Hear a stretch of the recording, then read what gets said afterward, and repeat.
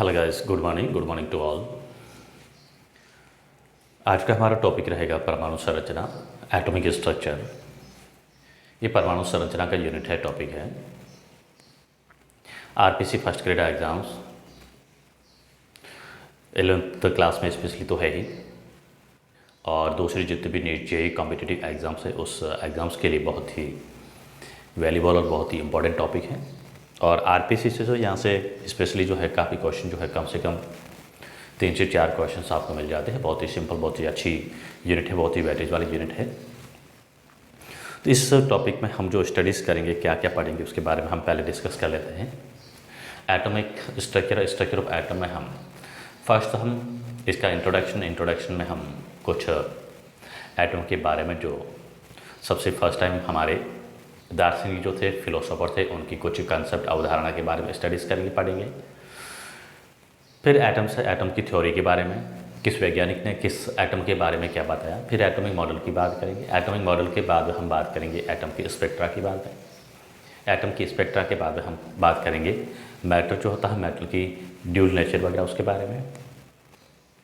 और फाइनली हम क्या करते हैं, इलेक्ट्रॉनिक कॉन्फ़िगरेशन जो होता है, इलेक्ट्रॉनिक कॉन्फ़िगरेशन के साथ साथ हम क्या करते हैं, 4 प्रकार की जो क्वांटम संख्या होती है, क्वांटम नंबर है, उनके बारे में हम स्टडीज़ करेंगे। तो let's go start this unit. तो आज की हमारी यूनिट रहेगी, आज का हमारा चैप्टर रहेगा, क्या रहेगा, एटॉमिक स्ट्रक्चर।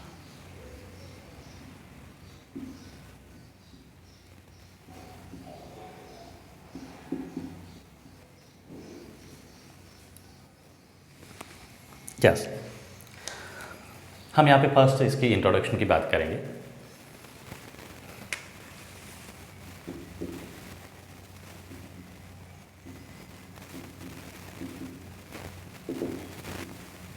एटॉमिक स्ट्रक्चर क्या होती है, नाम से पता चल रहा है कि एटॉमिक स्ट्रक्चर। दैट मीन्स इस यूनिट में स्पेशली जो हम ध्यान देंगे, जोर देंगे एटम की संरचना पर, एटम की स्ट्रक्चर पर। एटम दैट मीन्स परमाणु की संरचना, परमाणु कैसा होता है, किन किन पार्टिकल से मिलकर बना होता है, इनके बारे में, इनकी संरचना को एक्सप्लेन करने के लिए किन किन वैज्ञानिकों ने अपने क्या क्या थ्योरी दी थी, कॉन्सेप्ट दिए थे, उनके बारे में हम यहाँ पे डिस्कस करने जा रहे हैं।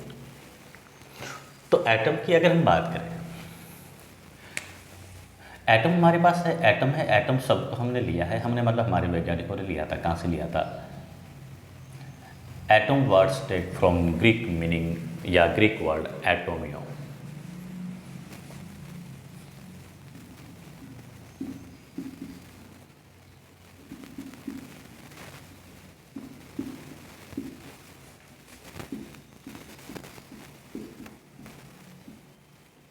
ग्रीक वर्ड एटोमियो। ग्रीक में एटोमियो का मीनिंग होता है, अगर हम ग्रीक में एटोमियो को ब्रेक करें तो क्या मिलता है, ए प्लस टोमियो। ए का मीनिंग होता है नॉट और टोमियो का मीनिंग होता है कट। दैट मीन्स सिंपली हम ग्रीक में इसका मीनिंग निकालें कि इसका एटम का मतलब निकालें, एटम का अर्थ निकालें, तो अर्थ में क्या मिलता है, नॉन ब्रेकेबल अनकटेबल पार्टिकल। एटोमियो को ग्रीक में हम बोलते हैं, इसका मीनिंग होता है means अनकटेबल non divisible particles.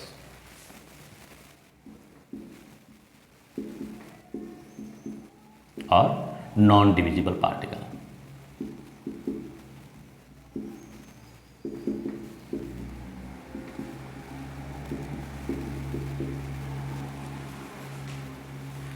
Atom words कहाँ से लिया है, ग्रीक मीनिंग से लिया है, एटोमियो। और एटोमियो का ग्रीक में मीनिंग होता है, ग्रीक में एटोमियो शब्द का जो इंग्लिश में मीनिंग होता है non divisible unbreakable non cuttable particles. ये तो हम बेसिक इसकी बात करें, एटोमिक का मीनिंग क्या होता है। एटोमिक का मीनिंग होता है non breakable particles in the Greek. अब एटम की हम डिस्कवरी की बात करें, एटम की खोज की हम बात करें, तो एटम की खोज, वैज्ञानिक खोज से पहले हम बात करें तो हज़ारों साल पहले भारतीय और ग्रीक के कुछ दार्शनिकों की हम बात करते हैं। फिलोसोफर जो है, फिलोसोफर्स ने एटम्स के बारे में हज़ारों साल पहले बता दिया था, कई हज़ारों साल। ऑलमोस्ट हम ईसा मसीह की जन्म से पूर्व की बात करते हैं तो 400 साल पहले ईसा मसीह के जन्म से पूर्व की बात करें, 400 अगो BC, ईसा मसीह से जन्म के 400 साल पहले भारतीय दार्शनिक का नाम सुना होगा आपने, महर्षि कणाद। महर्षि कणाद ने बताया कि एटम जो होता है यानी पदार्थ है, मैटर को अगर हम ब्रेक करें, तोड़ते हैं, तो ब्रेक करें तो क्या होता है, ब्रेक करते जाइए ब्रेक करते जाइए। ये हमारे पास एक बड़ा पार्टिकल है या मैटर पार्टिकल है, इसको मैं तोड़ता हूँ, छोटे में तोड़ा, फिर ब्रेक किया, फिर छोटा, फिर ब्रेक किया, और फाइनली हम ऐसे स्टेज पे पहुँचते हैं कि उस पार्टिकल को आगे और तोड़ा नहीं जा सकता। ये वाली फाइनल स्टेज। अब इसको हमें कहा कि इस पार्टिकल को ब्रेक करना है, तोड़ना है, तो इसको अपन आगे और ब्रेक नहीं कर सकते, तोड़ नहीं सकते। मतलब क्या है, यहाँ पे हमारे दार्शनिकों ने कहा था कि सृष्टि में अगर हम किसी पदार्थ की बात करें, अगर पदार्थ को तोड़ते हैं तो क्या होगा, तोड़ते जाइए, अंतिम स्टेज एक ऐसी आती है जो सबसे छोटा, सबसे स्मॉल पार्टिकल प्राप्त होता है। वो स्मॉल पार्टिकल क्या कहलाता है, एटम कहलाता है। और स्मॉल पार्टिकल को हम वापस डिवाइड नहीं कर सकते हैं, अनकटेबल होता है, नॉन डिविजिबल होता है, नॉन ब्रेकेबल पार्टिकल होता है। ये हज़ारों साल पहले हमारे दार्शनिक फिलोसोफर्स महर्षि कणाद और ग्रीक के दार्शनिकों ने बता दिया था कि एटम के बारे में, परमाणु क्या होता है, एटम क्या होता है। ये तो रही दार्शनिकों की बात, फिलोसोफर है उनके कंसेप्ट की बात करें। अगर थियोरेटिकली हम एटम की थ्योरी की बात करें, एटम की थियोरेटिकली हम बात करें, वैज्ञानिक तौर पर हम इसकी थ्योरी की बात करें, तो सबसे पहले एटम की जो थ्योरी दी थी, किसने दी थी, डाल्टन ने दी थी। इसको अपन बोलते हैं डाल्टन एटॉमिक थ्योरी। फर्स्ट वैज्ञानिक एटॉमिक थ्योरी की हम बात करें तो फर्स्ट थ्योरी किसने दी थी, डाल्टन ने दी थी, जिसको अपन बोलते हैं डाल्टन एटॉमिक थ्योरी।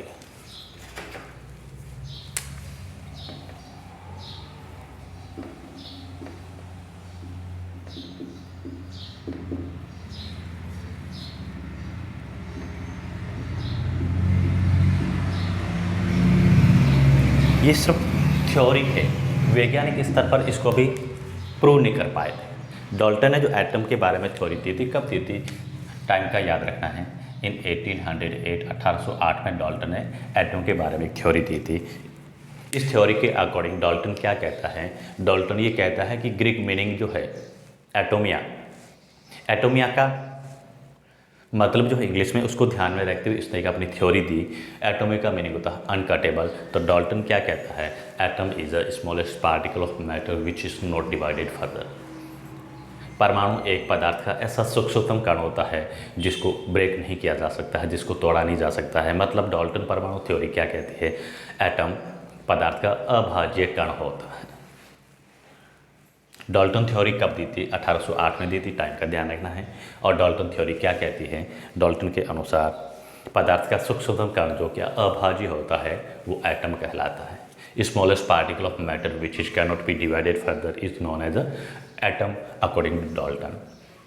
ये डाल्टन ने थ्योरी किस आधार पर दी, एटोमिया का मतलब समझकर उसके आधार पर दी। एटोमिया का मीनिंग होता है अनब्रेकेबल, नॉन कटेबल। तो डाल्टन ने एटोमिया शब्द को ध्यान में रखते हुए थ्योरी दे दी। क्या थ्योरी दी कि परमाणु है, एटम है, पदार्थ का सबसे सूक्ष्मतम अभाज्य कण होता है। तो डाल्टन थ्योरी क्या कहती है, according to Dalton atom is the smallest non divisible particle of matter.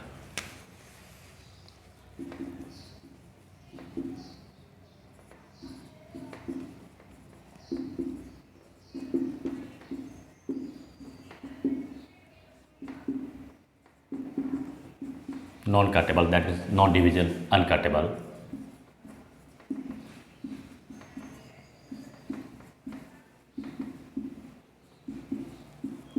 Particle of matter. Dalton कहता है एटम पदार्थ का सबसे सूक्ष्मतम अभाज्य कण होता है। और दूसरा हम कह सकते हैं एटम जो होता है किसी भी पदार्थ का क्या होता है, अल्टीमेट पार्टिकल्स होता है। अल्टीमेट पार्टिकल ऑफ मैटर का मीनिंग होता है सभी मैटर एटम से मिलकर बना होता है। And atom is the ultimate particle of matter.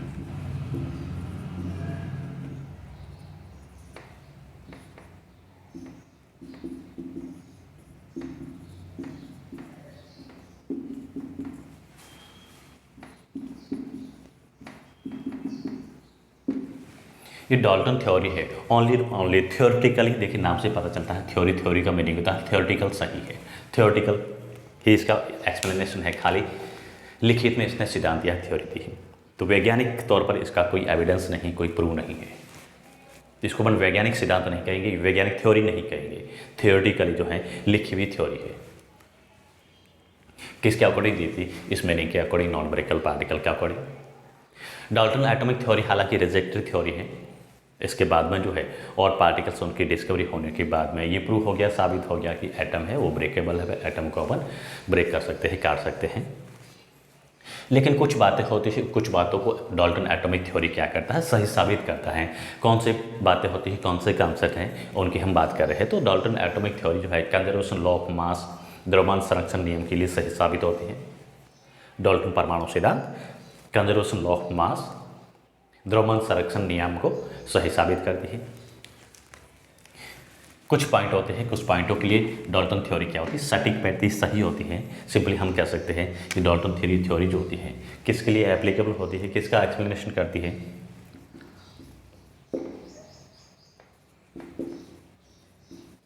This theory explain about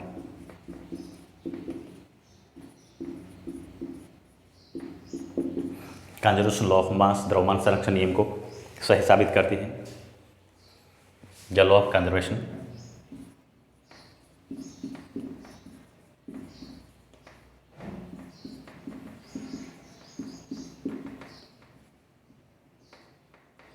द्रव्यमान संरक्षण नियम को सही साबित करती है, लागू होती है। लॉ ऑफ कांस्टेंट कंपोजिशन,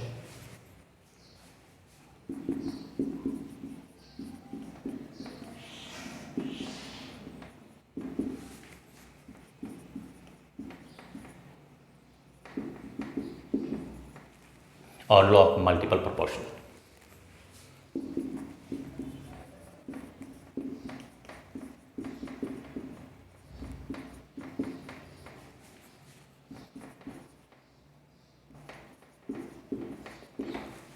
ये सिद्धांत है। इन सिद्धांतों के लिए डाल्टन थ्योरी क्या होती है, सही फिट होती है। थ्योरेटिकली हम इसको प्रूव कर सकते हैं। अब कंजर्वेशन लॉ ऑफ मास क्या होता है, कांस्टेंट कंपोजिशन क्या होता है, लॉ ऑफ मल्टीपल प्रोपोर्शन क्या होता है, इसको आप लोग छोटी क्लास में पढ़ चुके हो। नहीं तो हम आगे जो सब बेसिक कंसेप्ट है उसमें हम पढ़ेंगे, तो उसमें हम इसको डिटेल से एक्सप्लेन करेंगे। ये तो बेसिक इसका इंट्रोडक्शन है किसका, परमाणु का। अब हम डाल्टन थ्योरी को आगे बढ़ाते तो डाल्टन थ्योरी क्या परमाणु के लिए सही है? तो हम कहेंगे यहाँ पे डाल्टन थ्योरी जो होती है एटम्स के लिए एक्यूरेट सही थ्योरी नहीं है। कब दी थी? In the early of 19th century के प्रारंभ में डाल्टन ने सिद्धांत दिया था। ये डाल्टन थ्योरी जो है थ्योरेटिकली जो है तकरीबन 70-80 साल तक, 7-8 दशक तक तो थ्योरेटिकली ये सही रहा है। लेकिन उसके बाद में जैसी वैज्ञानिक खोजें स्टार्ट हुई है, साइंटिफिक रिसर्च स्टार्ट हुए हैं, उसके बाद में ये थ्योरी रिजेक्ट हो जाती है। रिजेक्ट क्यों होती है? क्योंकि जब इलेक्ट्रॉन, प्रोटॉन और न्यूट्रॉन की खोज होती है, जिसको अपन सब एटॉमिक पार्टिकल्स बोलते हैं, या फिर हम कहेंगे इसको फंडामेंटल पार्टिकल्स ऑफ एटम। तो fundamental particles of atoms and सब एटॉमिक पार्टिकल्स ऑफ एटम्स, इनकी खोज के बाद में, इनकी डिस्कवरी के बाद में ये थ्योरी रिजेक्ट हो जाती है। क्यों होती है? क्योंकि एटम से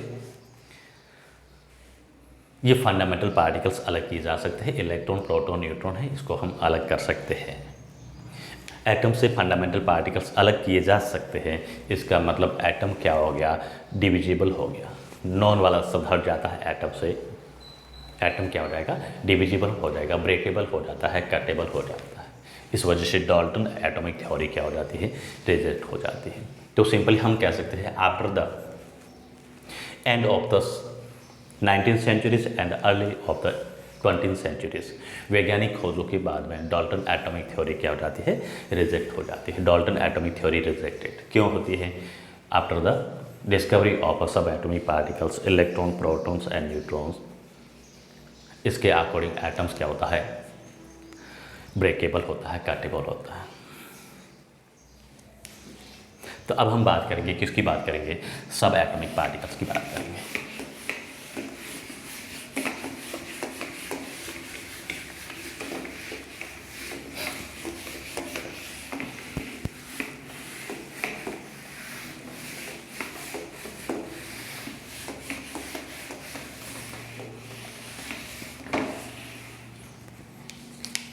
नेक्स्ट हमारा पार्ट रहेगा सब atomic particles.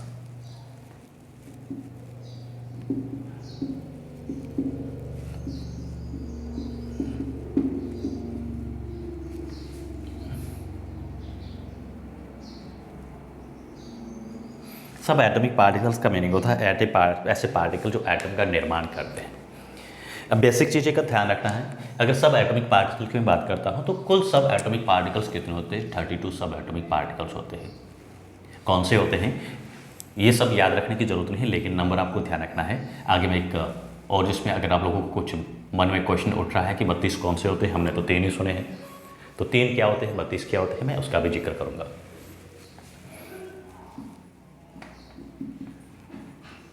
There are 32 sub atomic particles.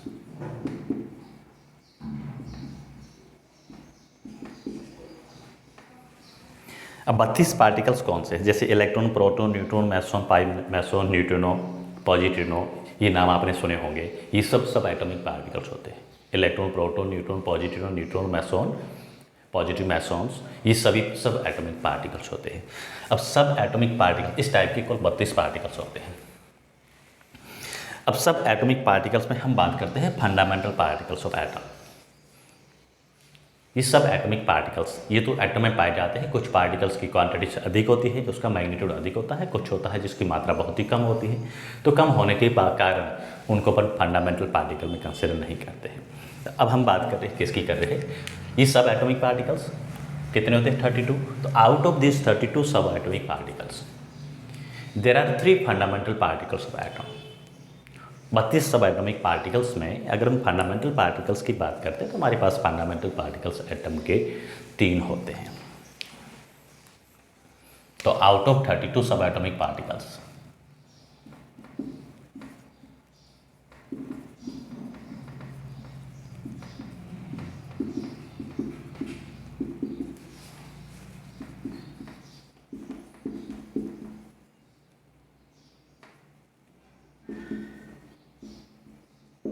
there are 3 fundamental particles of atom.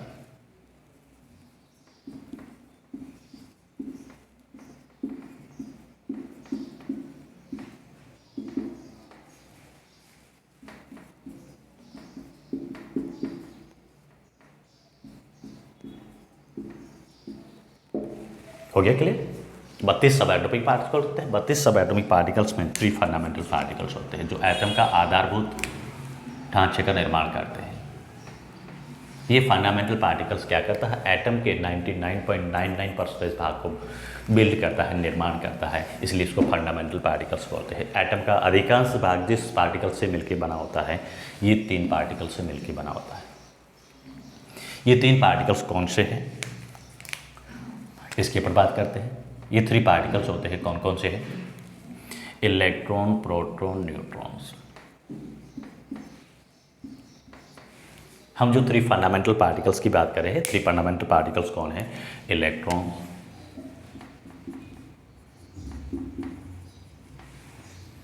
Proton और कौन है? Neutron.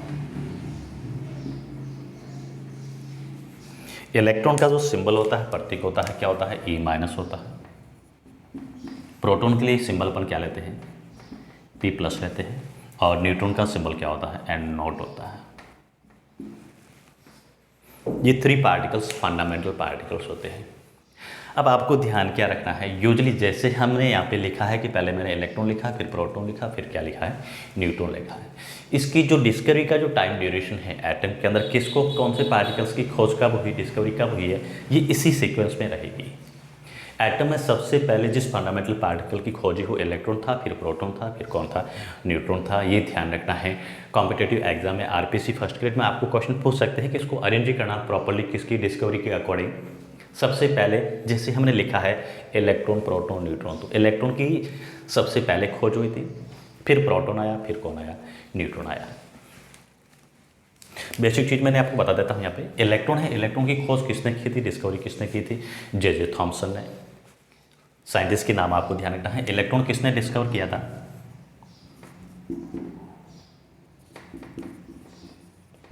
Discovered by J Thompson. कब किया था? इन 1897। इलेक्ट्रॉन की डिस्कवरी कब हुई थी? इन 1897। किसने की थी? जे थॉमसन ने। फिर कौन आता है? प्रोटॉन। प्रोटॉन को डिस्कवर किसने किया था? गोल्डस्टीन ने। प्रोटॉन को डिस्कवरी किसने की थी? गोल्डस्टीन ने, डिस्कवर बाय गोल्डस्टीन। कब की थी? इन 1990। कब की थी? 1919 में। फिर कौन आता है? न्यूट्रॉन। न्यूट्रॉन की डिस्कवरी किसने की थी? जेम्स चैडविक ने, या खाली चैडविक लिख सकते हो।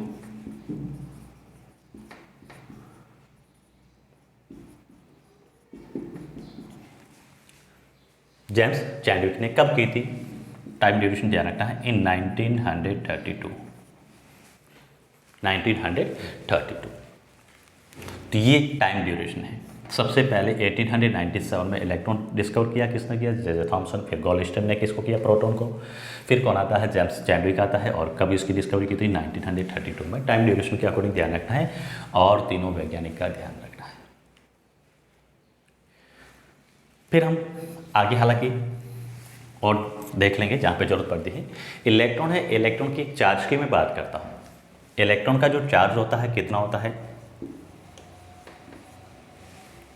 Charge on electron -1.6 into 10⁻⁻19 coulomb होता है। और ये इलेक्ट्रॉन के ऊपर जो ये चार्ज होता है, ये चार्ज का जो मैग्नीट्यूड है, इसकी डिस्कवरी की थी किसने की थी? इलेक्ट्रॉन का जो चार्ज है ये किसने डिस्कवर किया था? R.A. मिलिकन ने बाई ऑयल ड्रॉप एक्सपेरिमेंट। ये जो डिस्कवर किया था किसने किया था? R.A. मिलिकन। डिस्कवर चार्ज है, चार्ज को किसने खोज किया था? Discover by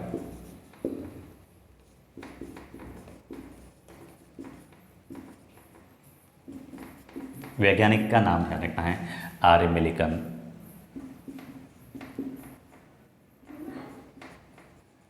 bye oil drop experiment. उसने एक्सपेरिमेंट किया था, उस एक्सपेरिमेंट का नाम क्या था? तेल बूंद प्रयोग, oil drop experiment.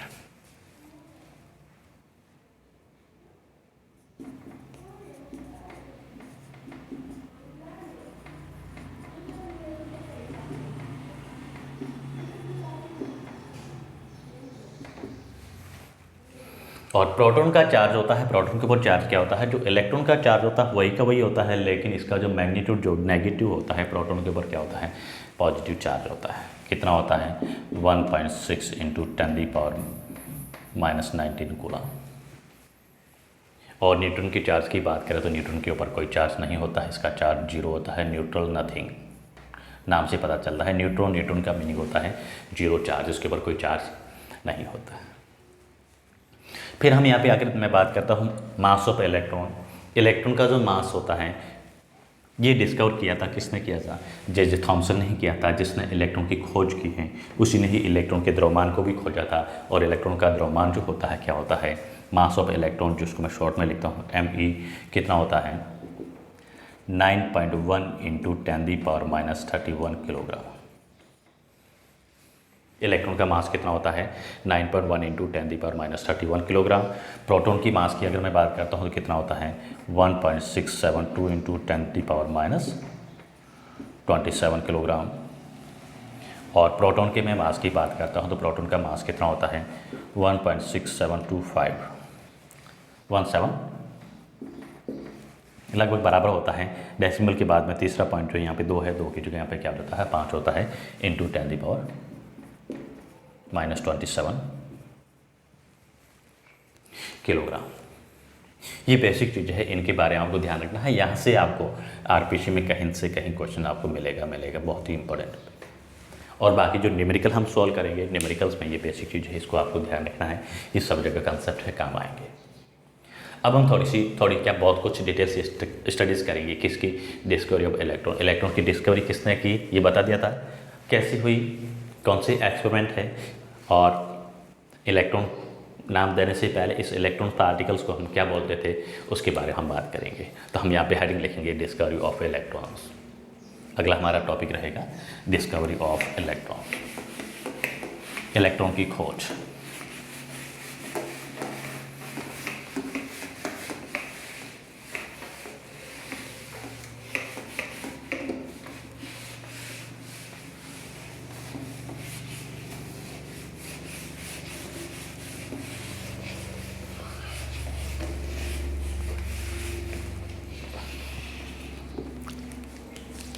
Yes.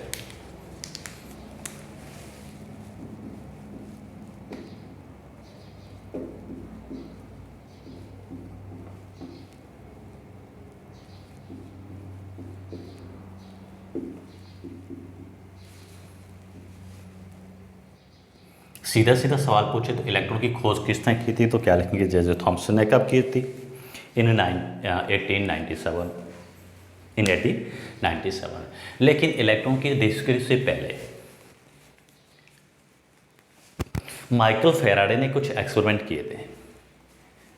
Faraday ने कुछ नियम दिए थे, आपने सुना होगा, जिसको अपन फैराडे फर्स्ट नियम, फैराडे सेकंड नियम, फैराडे का प्रथम और द्वितीय नियम के नाम से इसको जाना जाता है। तो फैराडे ने सबसे फर्स्ट टाइम क्या बताया था, फैराडे ने यहाँ पे करंट है, करंट की उसने जो पार्टिकल नेचर है इलेक्ट्रिसिटी की, उसके बारे में बताया था।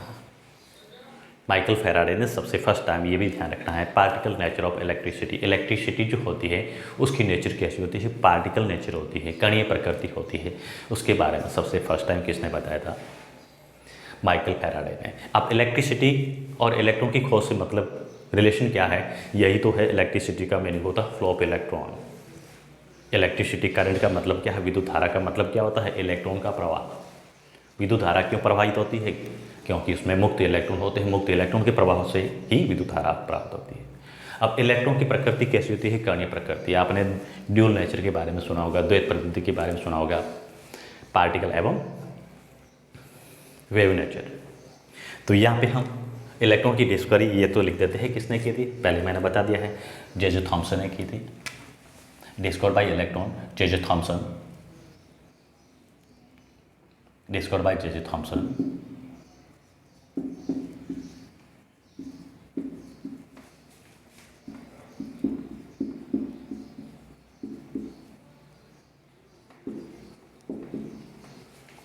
इन 1897। अब माइकल फैराडे ने इलेक्ट्रॉन की खोज से पहले हम क्या पढ़ेंगे, माइकल फैराडे के बारे में थोड़ा बहुत जानकारी, नॉलेज गेन करेंगे। तो माइकल फैराडे कौन था, क्या क्या उसने किया।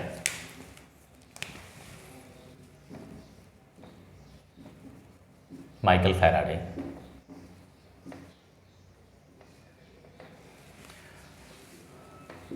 1830 में, 1830 में इलेक्ट्रिसिटी की पार्टिकल नेचर के बारे में बताया था। फर्स्ट टाइम जो है इलेक्ट्रिक करंट की पार्टिकल नेचर को इंट्रोड्यूस किया था, introduce particle nature of electricity.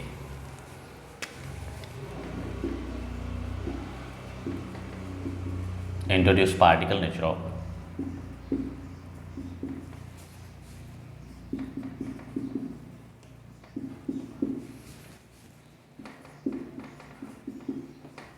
Electricity. ये ध्यान रखना है, इलेक्ट्रिसिटी की पार्टिकल नेचर को किसने बताया था, माइकल फैराडे ने। कब बताया था, 1830 में। कैसे बताया, उसने क्या किया, इलेक्ट्रोलाइट्स पदार्थ लिए और इसमें 2 मेटल के इलेक्ट्रोड ले लिए, जो अपन शेल पढ़ते हैं, सेल जैसी होती है, रासायनिक अभिक्रिया की बात करें, इसको क्या किया है, एक्सटर्नल पोटेंशियल से कनेक्ट कर दिया है। जब यहाँ पे अपन हाई वोल्टेज यानी इसमें पोटेंशियल अप्लाई करते हैं 2 इलेक्ट्रोड के मध्य, तो क्या होता है, एक इलेक्ट्रोड का अपघटन होता है, दैट मीन्स इलेक्ट्रॉनिक अभिक्रिया होती है, इलेक्ट्रोड पे होने वाली अभिक्रिया है, अभिक्रिया के बारे में उसने बताया था। एक इलेक्ट्रोड है जिसको अपन बोलते हैं एनोड, ये एनोड है, और इधर वाला इलेक्ट्रोड इसको बोलते हैं कैथोड। एनोड का क्या होता है, विघटन होता है, अपघटन होता है, डिसोसिएशन होता है, और यहाँ पे क्या होता है, डिसोसिएशन होने का मतलब इसकी क्वांटिटीज क्या होती है, रिड्यूस हो जाती है, और ये क्या होता है, स्टोरेज होता है, यहाँ पे कंपोजिशन जमा हो जाता है। तो सेल रिएक्शन या रासायनिक अभिक्रिया है, केमिकल रिएक्शन है। केमिकल रिएक्शन में during the chemical reaction decomposition and storage of some substance on the electrode, first time discovered by Michael Faraday. Michael Faraday के एक्सपेरिमेंट्स होते हैं, और यहाँ पे जितनी ज़्यादा इलेक्ट्रिक करंट अपन पास करते हैं, फ्लो करते हैं, पदार्थ का यहाँ पे मैटर का डिकम्पोजिशन और यहाँ पे इसका डिपोजिशन जो है उसी क्वांटिटी के अकॉर्डिंग होता है, जिसको अपन फैराडे फर्स्ट लॉ और फैराडे सेकंड लॉ के बारे में, फैराडे फर्स्ट और सेकंड लॉ के नाम से जाना जाता है। फिर इसके बाद में पार्टिकल नेचर के बाद में फैराडे फिर आगे बढ़ता है, इन 1850 की बात करते हैं, तो उसने क्या किया, एक और एक्सपेरिमेंट किया जिसको अपन इलेक्ट्रिक डिस्चार्ज ट्यूब डिजाइन किया उसने, नाम सुना होगा। फैराडे ने बात की थी, कब की थी? इन 1850 में। 1830 में तो उसने क्या बताया था? पार्टिकल नेचर ऑफ इलेक्ट्रिसिटी बताया। उसके बाद में जो उसने क्या किया, इन 1850 में फैराडे ने क्या किया, इस स्टडी को और आगे बढ़ाया। यहाँ पे उसने इलेक्ट्रिक डिस्चार्ज ट्यूब, इलेक्ट्रॉन की खोज के लिए, देखिए यहाँ पे इलेक्ट्रॉन की जो डिस्कवरी में सबसे ज़्यादा बड़ा रोल जो रहा है माइकल फैराडे का रहा है, लेकिन उसका फाउंडर हम किसको मानते हैं? जे थॉमसन को मानते हैं। ये ग्लास की ट्यूब होती है, ऑलमोस्ट इसकी लेंथ होती है कितनी होती है? 30 सेंटीमीटर लॉन्ग ट्यूब होती है।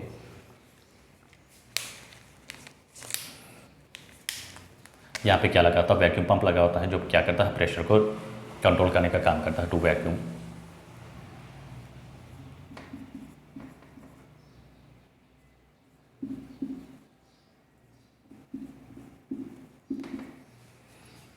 और अंदर क्या होते हैं? Filling gases at low pressure. Low pressure पे अंदर कुछ गैस भरी होती है, हल्की गैसेस, लाइटर गैसेस जैसे हाइड्रोजन, हीलियम, नियॉन, इस टाइप की गैस भरी होती है अंदर। गैस को भरने से पहले ये ग्लास की जो रॉड होती है उसको पैक करने से पहले हम क्या करते हैं? दोनों साइड में मेटल की प्लेट लगाते हैं, मेटल के इलेक्ट्रोड लगा देते हैं। एक होता है कैथोड और एक होता है एनोड।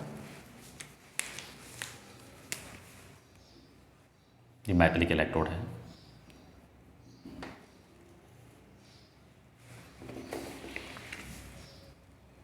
और इस इलेक्ट्रोड्स को हाई वोल्टेज की जो बैटरी है, एक्सटर्नल सोर्स है, उस एक्सटर्नल सोर्सेज को क्या क्या कनेक्ट किया जाता है।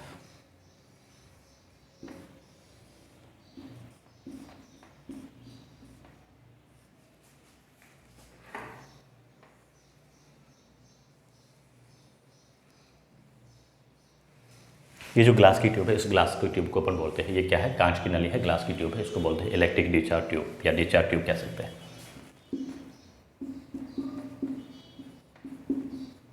निर्वात नलिका जिसको बोलते हैं।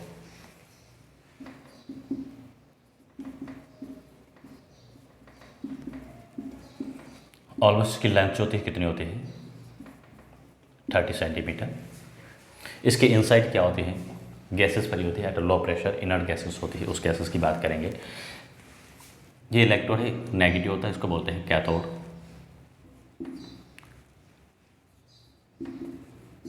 ये कैथोड इलेक्ट्रोड है।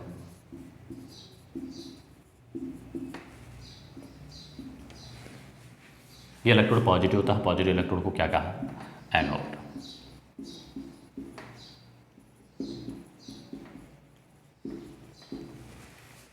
और यहाँ पे क्या लिया है? हाई वोल्टेज, यानी बैटरी अप्लाई की है। यहाँ का जो वोल्टेज है क्या है? At high voltage.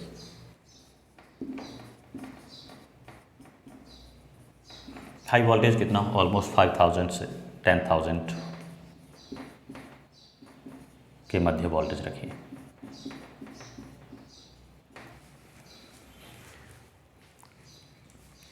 जब माइकल फैराडे ने एक ग्लास की ट्यूब ली, उस ग्लास ट्यूब को इलेक्ट्रिक डिस्चार्ज ट्यूब बोलते हैं। इसके अंदर क्या होती है? Kept gas at low pressure. ये गैस है लो प्रेशर।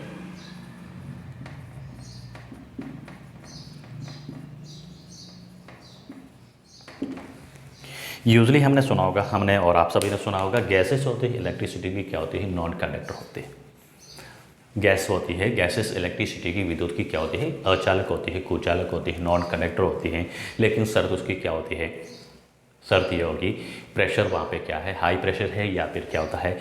ऑर्डिनरी प्रेशर, सामान्य दाब पर गैसें विद्युत की कुचालक होती है, अचालक होती है, नॉन कंडक्टर होती है। तो यहाँ पे हम जो स्टडीज़ करें वो सामान्य प्रेशर की बात नहीं करेंगे। तो फैराडे ने यहाँ पे 3 कंडीशन अप्लाई की। मैंने यहाँ पे कहा कि प्रेशर को कंट्रोल करने के लिए क्या है? यहाँ पे वैक्यूम पंप लगा रखा है, टू वैक्यूम क्रिएट करने के लिए वैक्यूम पंप लगा रखा है। अगर हम जब फैराडे ने यहाँ पे क्या अप्लाई किया इलेक्ट्रिक डिस्चार्ज ट्यूब में, एक तो प्रेशर लिया, दूसरा क्या ले रहे हैं? वोल्टेज ले रहे हैं। यहाँ पे इसने 3 कंडीशन को, प्रेशर की 3 कंडीशन को लागू किया, अप्लाई किया। 3 कंडीशन कौन सी? एक तो उसने रखा ये दो इलेक्ट्रोड को अपने कनेक्ट किया, अपने दैट मीन्स फैराडे ने कनेक्ट किया उच्च वोल्टेज की बैटरी से, हाई वोल्टेज बैटरी से। जब इसमें क्या किया, 2 इलेक्ट्रोड के बीच में हाई वोल्टेज को अप्लाई करते हैं, हाई वोल्टेज अप्लाई करते हैं, उस केस में पहली हाई वोल्टेज अप्लाई की कब की, जब नॉर्मल प्रेशर रखा, एट नॉर्मल प्रेशर। प्रेशर को क्या रखा, नॉर्मल रखा, इस बात का ध्यान रखा। जैसे 1 atm प्रेशर, जब प्रेशर नॉर्मल रखा तो उस केस में ये गैस क्या करती है, इलेक्ट्रिसिटी को कंडक्ट नहीं करती है। वोल्टेज आप भले कितना ही हाई रखो, लेकिन प्रेशर यहाँ पे क्या है, इस ट्यूब के अंदर क्या है, नॉर्मल प्रेशर है। तो नॉर्मल प्रेशर के ऊपर ये गैस अंदर जो भरी हुई है डिस्चार्ज ट्यूब में, ये विद्युत की अचालक होती है। दैट मीन्स यहाँ से किसी भी प्रकार की कोई इलेक्ट्रिक करंट इसमें पास नहीं हो रही है, no electric current pass. Pressure क्या होता है, नॉर्मल होता है, तो इसमें कोई इलेक्ट्रिक करंट आई इक्वल क्या मिलेगा, 0 होगा, इसमें कोई करंट पास नहीं होगी। अब प्रेशर को चेंज करके उसने क्या किया है, प्रेशर को कम कर दिया है, लो प्रेशर कर दिया है, एट लो प्रेशर। प्रेशर को क्या किया है, रिड्यूस कर दिया, लो कर दिया है। ऑलमोस्ट कितना रखा है, 10⁻⁻² mmHg या atm प्रेशर रखा है। जब प्रेशर लो रखा और वोल्टेज हाई अप्लाई की, उस केस में क्या है, यहाँ से कैथोड से कुछ पार्टिकल्स होते हैं, beam of rays some particles, group के रूप में यहाँ इमिट हो रहे हैं, रिलीज हो रहे हैं।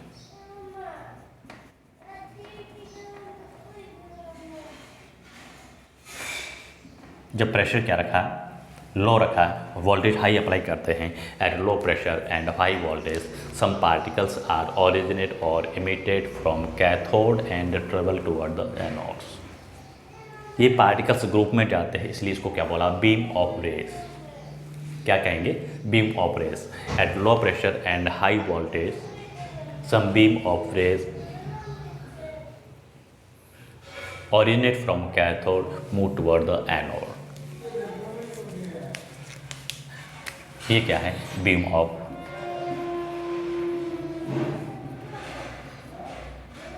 रेज। ये पार्टिकल के फॉर्म में जा रहे हैं। बीम ऑफ रेज का मीनिंग होता है ये group of particles.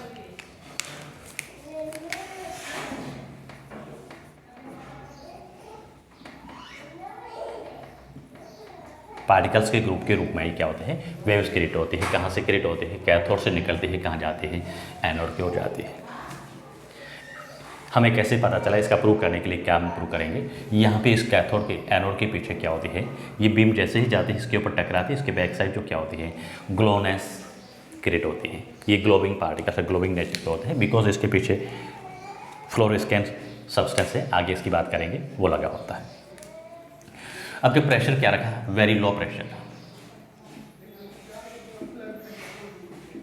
Very low का मीनिंग होता है 10⁻⁴ atm के अकॉर्डिंग। प्रेशर बहुत ही कम करते हैं, तो यहाँ पे इधर जो ग्लोनेस मिलती है, वो ग्लोनेस क्या होती है, डिसअपियर हो जाती है, गायब हो जाती है।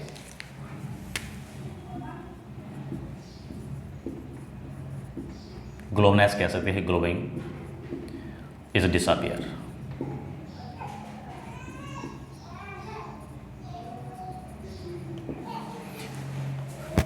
अब मन में डाउट ये उठता है कि यहाँ से ग्लोनेस डिसअपियर होगी क्या, वेरी लो प्रेशर पे ये गैस होती है, इलेक्ट्रिसिटी को कंडक्ट कर रही है, नहीं करती है, तो हम लिखेंगे डेफिनेटली ये, बट इलेक्ट्रिसिटी को कंडक्ट करेगी, इलेक्ट्रिक करंट तो पास होगी ही, but electric current is pass या फ्लो। ग्लोनेस वाले ही गायब हुई है, लेकिन इलेक्ट्रिक करंट पास होगी।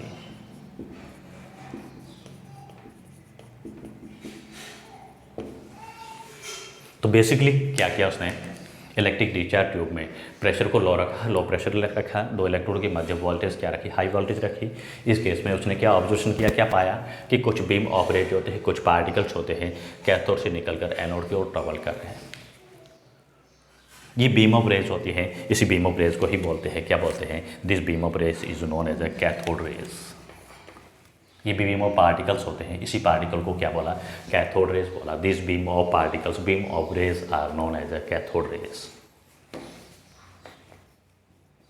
सो this are known as cathode raise.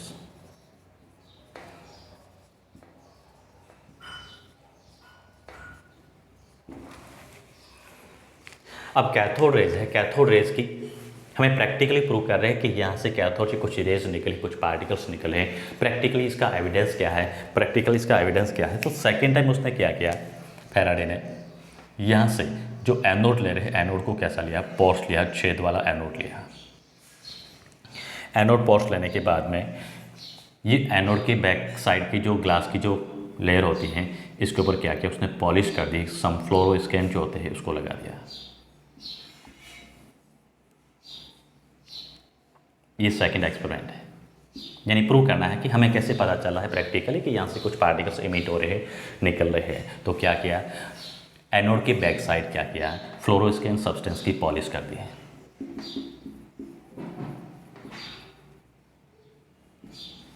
फ्लोरोस्केन के फॉर्म में किसको कंसिडर करते हैं, इंपॉर्टेंट है, ध्यान रखना है। जिंक सल्फाइड या लेड सल्फाइड के पीछे क्या कर दी, पॉलिश कर दी।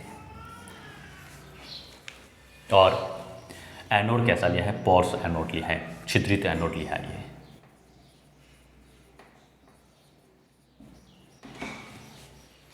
जब वही लो प्रेशर रखते हैं, हाई वोल्टेज अप्लाई करते हैं, तो यहाँ से मैंने क्या लिखा कि बीम ऑफ पार्टिकल्स यहाँ से एमिट होते हैं। ये बीम ऑफ पार्टिकल्स क्या करते हैं, छिद्रित एनोड है, एनोड से पार होके कहाँ जा रहे हैं, ये फ्लोरोस्केन जो पॉलिश की भी पोर्शन है, यहाँ पे क्या हो रहे हैं, टक्कर कर रहे हैं। तो यहाँ पे क्या मिलेगी, ब्राइट स्पॉट, ग्लोनेस मिलती है, चमकदार बिंदु मिलते हैं, ब्राइट स्पॉट मिलते हैं। तो यहाँ से प्रूव होता है कि कुछ न कुछ पार्टिकल्स यहाँ से निकलते हैं और यहाँ पे जाके क्या होते हैं, फ्लोरोस्केन वॉल होती है, लेयर होती है, इसके ऊपर टकराते हैं, तो यहाँ पे क्या करते हैं, चमक पैदा करते हैं। ये ब्राइट स्पॉट यहाँ पे प्रोड्यूस कर रहे हैं।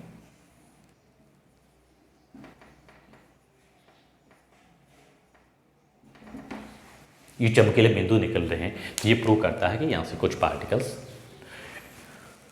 इमिट होते हैं, कहाँ से, कैथोड से कहाँ जाते हैं, एनोड की ओर। और यही पार्टिकल्स किस में है, ग्रुप में जाते हैं, इसलिए इसको क्या बोलते हैं, कैथोड रेज बोलते हैं। क्या बोलेंगे इसको, कैथोड रेज बोलते हैं। अब हम यहाँ पे बात करेंगे किसकी, कैथोड रेज की कैरेक्टरिस्टिक्स की, इसके गुणों की, इसकी प्रॉपर्टीज़ की हम बात करेंगे। ये भी काफ़ी इंपॉर्टेंट टॉपिक है। तो अगला हमारा टॉपिक रहेगा characteristics of cathode rays. Electron की डिस्कवरी का ही पार्ट है।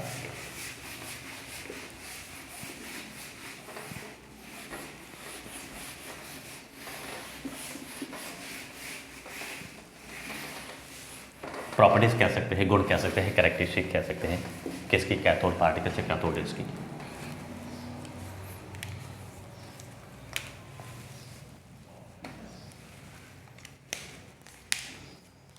प्रॉपर्टीज ऑफ कैथोड रेज या पार्टिकल्स।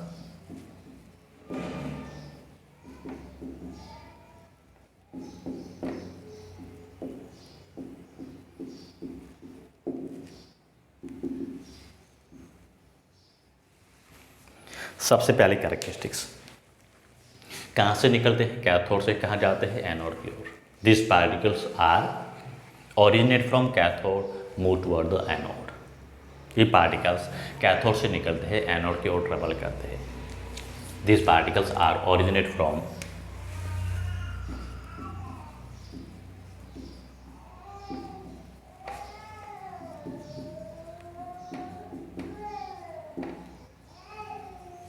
स्टार्ट कह सकते हैं, स्टार्ट फ्रॉम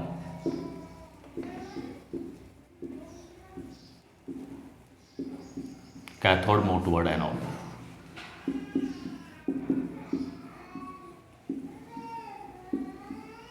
कैथोड से निकलकर एनोड की ओर जाते हैं। सेकंड बात करें, ये पार्टिकल्स होते हैं इन द एब्सेंस ऑफ इलेक्ट्रिक और मैग्नेटिक फील्ड। जब इसके अराउंड किसी भी प्रकार का कोई फील्ड नहीं होता है, इलेक्ट्रिक और मैग्नेटिक फील्ड नहीं होता है, इन the absence of any field की बात करें, इलेक्ट्रिक और मैग्नेटिक फील्ड कैसे जा रहे हैं, बिल्कुल सीधे जा रहे हैं, बिल्कुल स्ट्रेट जा रहे हैं। तो in the absence of any field they travel in the straight path.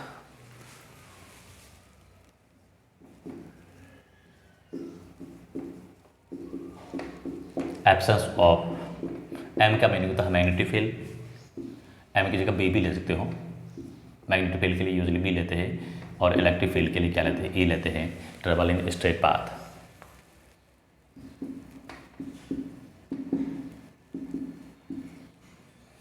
Straight line, straight path कह सकते हैं, लाइन कह सकते हैं।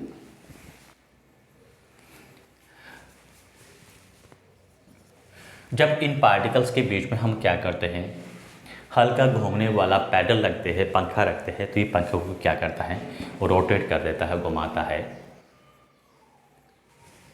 तो अपन क्या लिखेंगे, this particles are rotate wheel paddle. Light wheel paddle को क्या करते हैं, रोटेट करता है, इसका मतलब ये क्या है, मैकेनिकल पार्टिकल्स होते हैं। These are rotate light wheel pedal।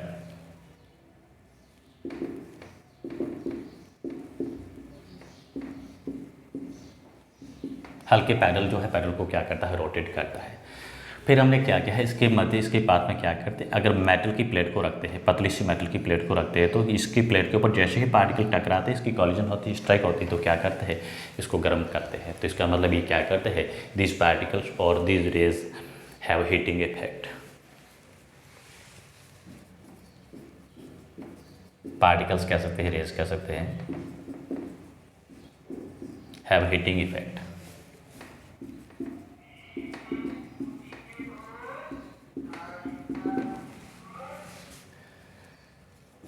जब हम यहाँ पे, ये तो पतली मैंने पन्ने की बात की, अब हम क्या करते हैं, यहाँ पे हाई वर्क फंक्शन वाले जो मेटल होते हैं, पदार्थ होते हैं, धातु को रखते हैं, मेटल को रखते हैं, तो क्या करती है, एक्सरेज प्रोड्यूस करते हैं। तो अगला पॉइंट क्या होगा, this particles are produce x rays. ये एक्सरेज को जनरेट करते हैं, प्रोड्यूस करते हैं, कौन करते हैं, कैथोड रेज या beam of rays, they produce X-rays.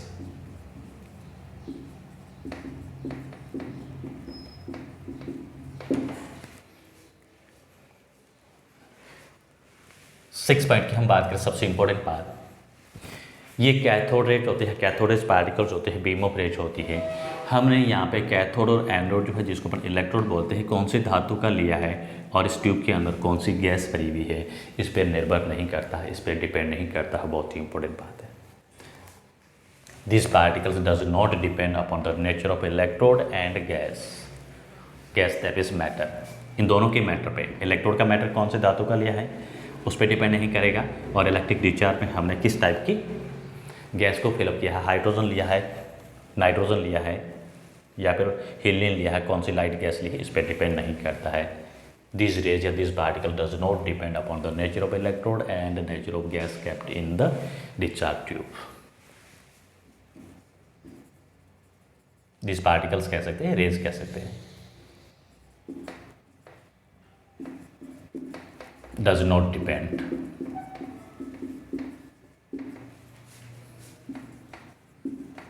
upon the nature of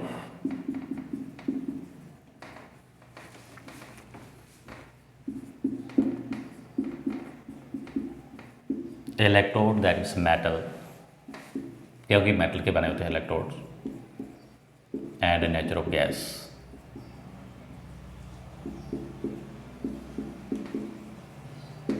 discharge tube के अंदर गैस कौन सी भरी है, गैस की प्रकृति क्या है, नेचर क्या है, और इलेक्ट्रोड हमने कौन सी धातु का लिया है, इस पर डिपेंड ये नहीं करती है। कौन, कैथोड रेज या बीम ऑफ रेज है। ये इसकी basic cathode rays, cathode particles, इसकी डिस्कवरी कैसे भी किसने की, ये अभी तक हमने जो एक्सपेरिमेंट पढ़े हैं, किसकी पढ़े हैं, माइकल फैराडे की पढ़े हैं। अभी तक जे थॉमसन की कोई बात ही नहीं आई है, लेकिन हम क्रेज जो देते हैं इलेक्ट्रॉन की फाउंडर का, किसको देते हैं, जे थॉमसन को देते हैं, जे थॉमसन की बात करते हैं। अब जे थॉमसन कब आएगा, अभी तक तो हमने बात नहीं की, अभी तक तो हम माइकल फैराडे की ही बात कर रहे हैं। तो इतना सब कुछ काम किसने किया है, माइकल फैराडे ने किया। थॉमसन ने क्या किया है, इसको अपन आगे पढ़ेंगे, नेक्स्ट टॉपिक में इसको कंसिडर करेंगे। चार्ज टू मास रेशियो, तो इलेक्ट्रॉन का चार्ज टू मास रेशियो है, इलेक्ट्रॉन का चार्ज जिसने पता किया था, और चार्ज टू मास रेशियो क्या आता है, और इलेक्ट्रिक और मैग्नेटिक फील्ड को अप्लाई करके उसने इसमें डिफ्लेक्शन देखा था, किसमें, इस रेंज में, वो डिफ्लेक्शन क्या मिला, ये सब कुछ किया था किसने, जे थॉमसन ने किया था। Due to this reasons electron के फाउंडर को हम किसे मानते हैं, जे थॉमसन को मानते हैं। तो आज के टॉपिक हम इतना ही करेंगे, बाकी अपन अगली क्लास में करेंगे। तो चैनल को लाइक, शेयर एंड सब्सक्राइब करना ना भूलें, and thank you for watching me.